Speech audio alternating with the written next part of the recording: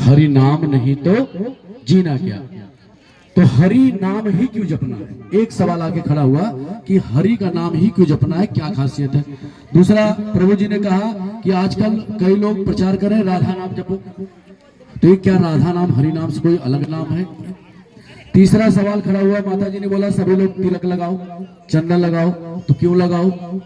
एक और सवाल है कि तुलसी माला क्यों पहनो। ये चार सवाल आप बड़ा ध्यान से सुनिए। उससे पहले हम आपको महामंत्र की व्याख्या समझाते हैं। अभी आप लोगों ने, दीदी आप बैठ जाइए, एक बार शांति रखिए, बीच में उठिए बैठिए नहीं, डिस्टर्ब होगा माइंड। शांति से कथा हृदय में जाएगी ना तो व्यथा बाहर आएगी। देखिए, 2 बोतल आप लीजिए, एक बोतल में दारू भरी है और एक में दूध भरा है।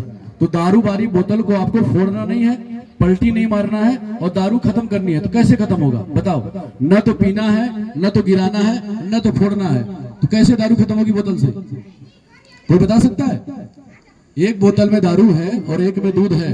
दारू की बोतल को खाली करनी है, न तो फोड़ना है, न तो पलटी मारना है, न तो पीना है। कैसे खाली होगी? हम बताते हैं। आपके हृदय में दारू रूपी विषय वासना भरा पड़ा है, इसको खाली करना है। खाली करने का ऑप्शन आपके पास है कि नहीं? निकाल के फेंक दें, फोड़ दें, तोड़ दें। आप क्या कीजिए, उसमें दूध डालते रहिए, डालते रहिए, डालते रहिए, डालते रहिए। 1 बोतल, 2 बोतल, 4 बोतल, 10 बोतल, 50 बोतल दूध जाते जाते दूध के साथ दारू बाहर निकलते निकलते एक ऐसा टाइम आएगा केवल उस बोतल में दूध ही दूध बचा रह जाएगा। यानी क्या? आप कथा सुनते रहिए, सुनते रहिए, सुनते रहिए, सुनते रहिए। उससे क्या होगी? व्यथा निकलती रहेगी, निकलती रहेगी, निकलती रहेगी। एक दिन सारी व्यथा निकल जाएगी और केवल आपके हृदय में कथा कथा कथा ही रह जाएगी। फिर आपका जीवन आनंदमय हो जाएगा।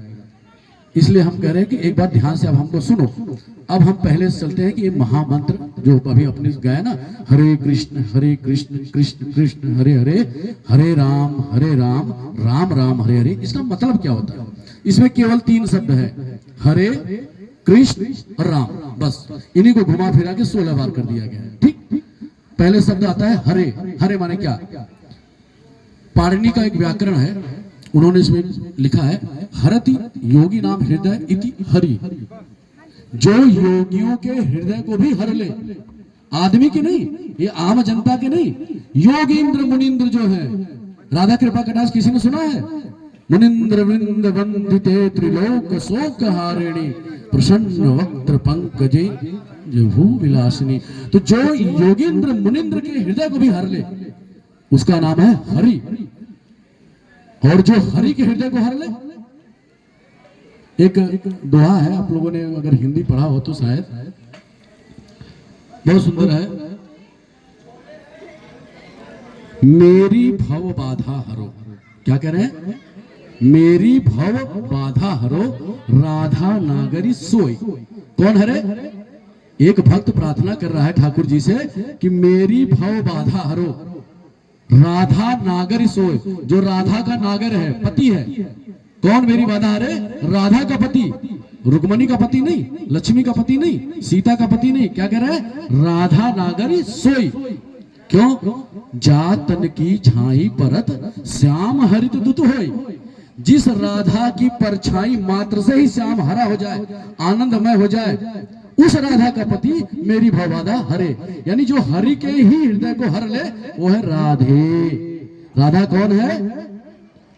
कृष्ण कौन है? जो सभी योगियों के हृदय को हर ले। लेकिन राधा कौन है? जो कृष्ण के ही चित्त को हर ले। तो हरे माने होता है राधे। ये हरे शब्द का अर्थ हुआ। दूसरा शब्द है कृष्ण। कर्षयति योगी नाम, कर्षयति कर्षति, आकर्षण कर लेना, चुम्बक की तरह खींच लेना। योगी नाम हृदय इति कृष्ण, जो योगियों के हृदय का आकर्षण कर ले। कैसे आकर्षण कर ले? आप लोगों ने जनक जी का नाम सुना? माता सीता के पिताजी का नाम है जनक। राजा जनक भगवान शंकर के परम भक्त।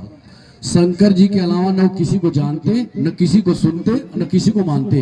नित्य निरंतर 24 घंटे उनकी जीवा शिव नाम का रस लेती और शिव की सेवा करते। एक दिन क्या हुआ, जब उन्होंने स्वयंवर रचाया, उस समय जब विश्वामित्र अपने साथ राम और लक्ष्मण को लेकर पहुंचे जनकपुरी, तो उनके द्वारपालों ने खबर भिजवाया कि आपके गुरुदेव आए। क्योंकि द्वारपालों को पता नहीं साथ में जो बालक आए हो कौन है।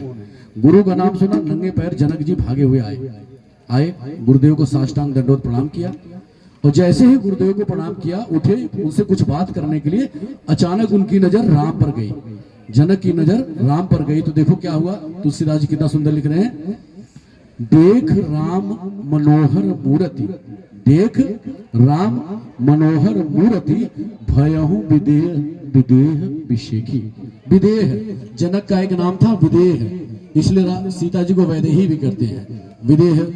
तो जनक क्या है, विदेह है, जिनको अपने देह का भान न हो, यानी जो अपने शरीर को भी न जानता हो, कट जाए, फट जाए, जल जाए, उससे उसका कोई लेना देना नहीं, उसको कहते हैं विदेह। देख राम मनोहर मूर्ति, उस राम की मनोहर मूर्त को देख के ये विदेह, जिनको देह का भान नहीं था, वो शंकर को भी भूल गए। कहाँ गए भगवान शंकर, कहाँ गया शंकर का आनंद, सब भूल गए और आंखों से झरझर झरझर आंसू गिरने लगा। और जनक जो है अपनी आंखों को राम से हटा न पाए, मुख से पूछ रहे हैं विश्वामित्र से, गुरुदेव कौन है? तब विश्वामित्र हंसते हुए बोले, बच्चा अब आया ना ऊंट पहाड़ के नीचे, बड़ा विदेह बनता हुआ घूम रहा था, देख इसी को कहते हैं भगवान। तो राम को देखने के बाद